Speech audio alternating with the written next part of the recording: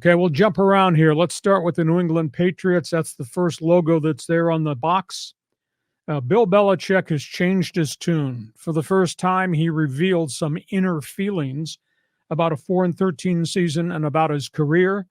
Belichick telling the media he is willing to give up his player personnel job responsibility if that's what Robert Kraft wants. Belichick wants, obviously, to continue coaching in New England. He's owed $25 million on his final contract, the final year.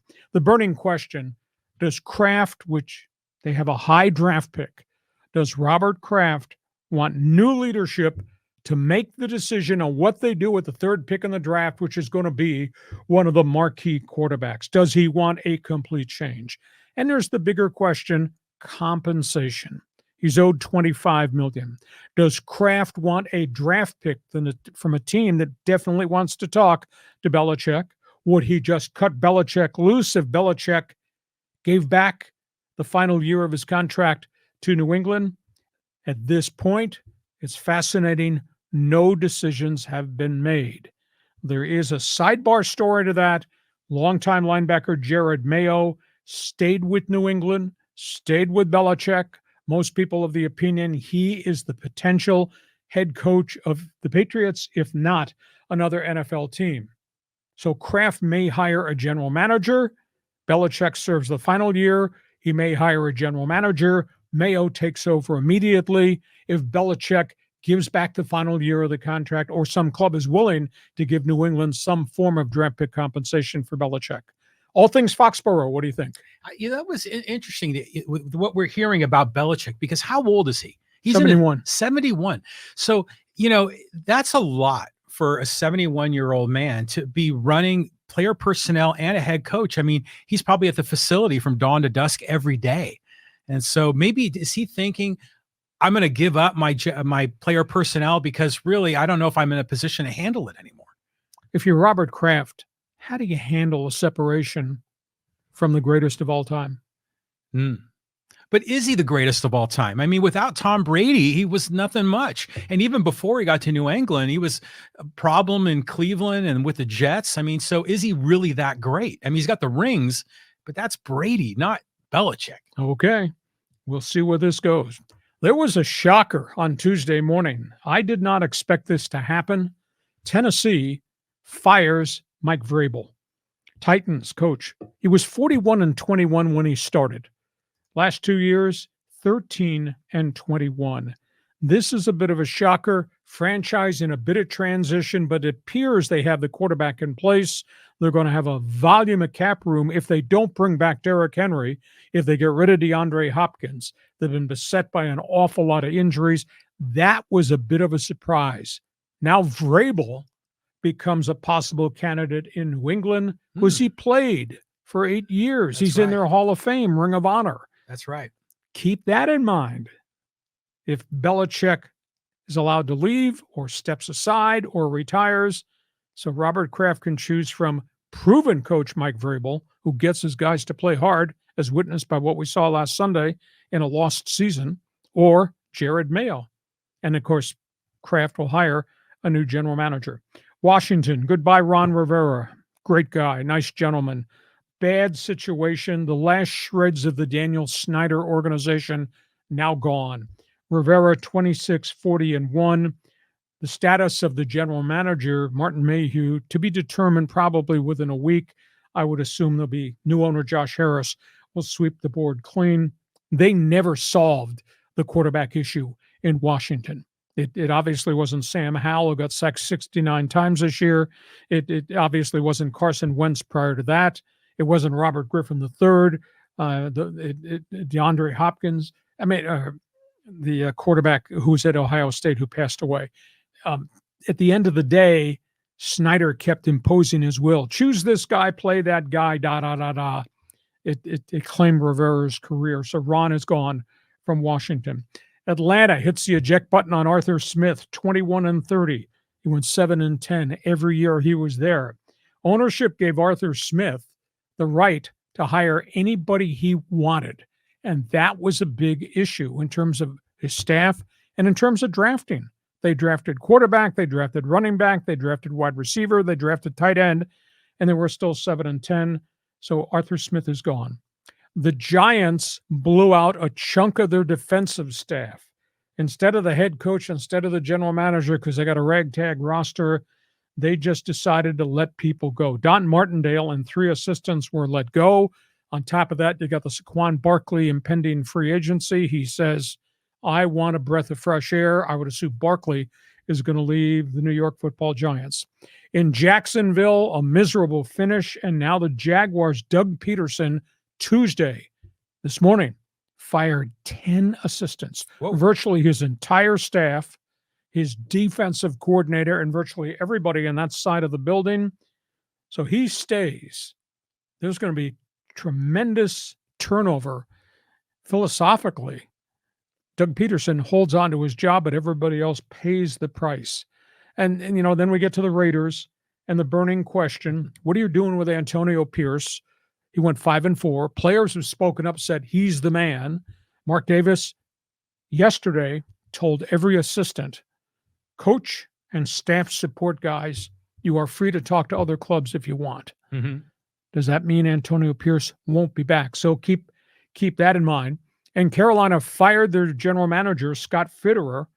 This came, of course, after the midseason firing of Frank Reich, 14-37. That's what was record as general manager. I think the burning question there, who the hell wants to work for David Tepper in Carolina with a track record of having fired 3 head coaches in 9 years, 2 general managers in 9 years, 3 interim coaches that he thought would be the solution, also gone from Carolina.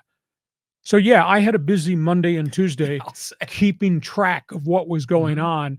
Maybe we're done because there's been some real bloodshed around the league. So, John, pick a couple of those teams off the board there. What do you want to talk about? Well, you had 8 logos there. I think 7 of them they fired. The 8th one was Belichick, right? Mm-hmm. So, but then you have the Chargers that are going to have a coaching opening. Are there any other NFL teams that I'm leaving out? So, yeah, there's one more. It was Chargers, Carolina. He asked me too quick. I think there's 7 or 8 coaching openings, whether you include Belichick at this point in time. So do you think a lot of these other franchises are thinking, hey, maybe we can get Harbaugh? And if Harbaugh is the sexy name that are all going to compete for to get, then who's the number 2 or number 3 coach that's on the hot list? Because it seems like Harbaugh is a miles ahead of everybody else on their wish list. I think Harbaugh can choose any job he wants, and now he can start interviewing because he's a college coach. The other teams have to respect the Rooney Rule and the structure of who you interview, when you can interview them, and how many minorities do you have to interview for these positions. So Harbaugh is hot candidate 1, but hot candidate 1A has to be Belichick. If Belichick and Kraft part ways, then Belichick can go somewhere else. Washington, Carolina, possibly, maybe the Chargers. But Belichick, I don't think, is coming in to be anybody's general manager and coach. Mm-hmm. He's coming in strictly to be a head coach there. Now, in terms of the other hot candidates, we spin back to the question we talked about last week. What's the difference between giving a veteran coach a second chance or have the veteran coach have the words recycled coach stapled to his driver's license? Right. Retread, yeah. So it's a burning question. Dan Quinn, Dallas, reinvented his career. Mm-hmm. Raheem Morris, defensive coordinator, Rams. A lot of people really interested in him. Brian Flores, who's great defensive coordinator, suing the league. Oh, that's right. But he's a candidate that I think some people will take a look at. So you got veteran coaches who didn't get it done somewhere else, now back in the mix. And then you got this year's flavor of the month hot coordinator. Is it Ben Johnson, Detroit, for what he's done with Jared Goff? Mm-hmm. Is it Frankie Smith down in Miami, who's created this tidal wave of this Miami offense with Tua? Going to be fascinating to see. But I think Harbaugh is 1, Belichick status is 1A, and then the coordinators, and then the guy is deserving a second chance. Well, let's say you are the owner of an NFL franchise and you've got to make these big decisions. Do you like the idea of having one person be in charge of player personnel and coaching, even if they're brilliant? Do you want to put all your eggs in that one basket, or do you prefer to have those as separate jobs? Well, first of all, you talked extensively about Belichick, New England, and his track record of failure in player personnel decisions is monstrous in the last 3 to 5 years. And his old school decision, I'm not paying volumes of money to veteran free agents, that hurt the Patriots. A different way to do business now in the NFL. In terms of Belichick, he had a lot of administrative people beneath him that did all the scouting and all that. Now, he might well have had the final say as to who were drafted after he took all the info from those people out in the field. So it's not like he was the only one that was looking at tape or interviewing players, etc. There was a whole infrastructure there. That being said, it's a monstrous job. And I think you need, all honesty, from all the years I was in the NFL, you need point counterpoint. Yeah. Granted, the general manager will probably make the decision, but you want input from every one of your coordinators, and as they evaluate the kick return guy, evaluate the wide receiver group, evaluate the running backs, the quarterbacks, etc. You got to have counterbalance. It just can't be boom, Bill Belichick wants this, or boom, Jim Harbaugh wants this. There's not enough hours in the day. You really need good support staff. If you're asking me who I'd want, I think Harbaugh, because he's accomplished so much at both levels. 49-14 in San Francisco, 76-25 now at Michigan. And he's obviously got a whole staff of Michigan assistants that helped him rebuild this thing. And he's got NFL contacts all over the place through the Harbaugh family name. So I would think Harbaugh is hot candidate one. And if I'm looking for a short order fix with credibility, it's Belichick as a coach only. That's the way I would do it. My third name on the list is Dan Quinn. I think he did a great job in Seattle. That's when I first met him as a defensive coordinator for Pete Carroll. He went to Atlanta, had some success, actually got those suckers into the Super Bowl, and then it fell apart. He's reinvented everything in Dallas defensively. I'd say he's my third hot candidate on my list. And John Riley says, well, Dan Quinn is an interesting guy, but first of all, he's a grown-ass man that wears his hat backwards, which is kind of weird. But, he definitely is a rising star. If I'm in charge of if I'm an owner, I definitely want a duo. I want a GM and a head coach that are separate people, obviously with the same vision, the same philosophy. But to your point, they need to be able to argue about things and come to some resolution. I just think that there's all these new rumors that are floating around in social media that Harbaugh might go to the Chargers, might go to the Raiders. I mean, there's a lot of places that he can land. And then I wonder if people are going to really want Belichick, because you'd only have him for maybe a couple of years, even if everything went really well. So, what's best, for the long term of your franchise. So it may be the Ben Johnson or the Dan Quinn giving these coordinators either the first bite of the apple or their second. I think the other piece of the equation, ownership. You look at the laundry list out there of jobs open, Spanos. I mean, they're irrelevant in the LA market. However, I think the Charger job's excellent because they got Justin Herbert. That's item one. Yeah, but they also have Dean Spanos. Washington. Now, the cupboard's bare. Right. That's a big issue. But they got like $78 million in cap space. And they got a new owner, Josh Harris, who has a history, because he came from the NBA, of putting whatever it takes to get it done and get this team on the field, on the table, get to the playoffs. I think Josh Harris and the Washington job, but the cupboard is bare in there.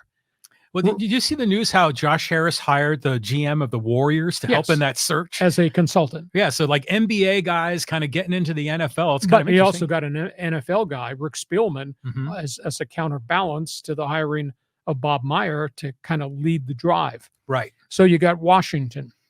Third one, Atlanta. That's a great owner, Arthur Blank. They need a quarterback more than anything else, and they're going to be drafting high. So I think the Atlanta job is probably pretty good. Carolina, dealing with David Tepper. Now, granted, they've got Bryce Young, the young quarterback, but boy, that was a miserable season. I went back and looked. In the last 7 games for Carolina this season, Bryce Young threw touchdowns in only 1 of the final 7 games. Really? It might be the worst modern-day offense I think we've ever seen. So I don't know how good the Carolina job is, because the owner's a crazy man. And then you got the Raiders, and you got Mark Davis, and a history of bad drafts, Right. and salary cap issues, and no quarterback really to speak of because Jimmy Garoppolo is leaving. Mm-hmm. So I don't know how good that is, even if you're in Las Vegas and the casinos and Allegiant Stadium and history of Raider football and all that. So I tend to think the Charger job is the best one, Spanos notwithstanding, because they got what nobody else has got. Proven commodity at quarterback, just need the right people around them. But they have the salary cap problems, though, right? I mean, they're going to lose like all these big name players. They're going to have to cut some people. That's for certain. So they'll have Justin Herbert, but Khalil Mack and Keenan Allen. I mean, we don't know if those guys are coming back. But they have the 5th pick in the first round. They have the 5th pick in the second round. That's pretty good. And Herbert's already in place. There you go. Okay. Hey, we get to halftime.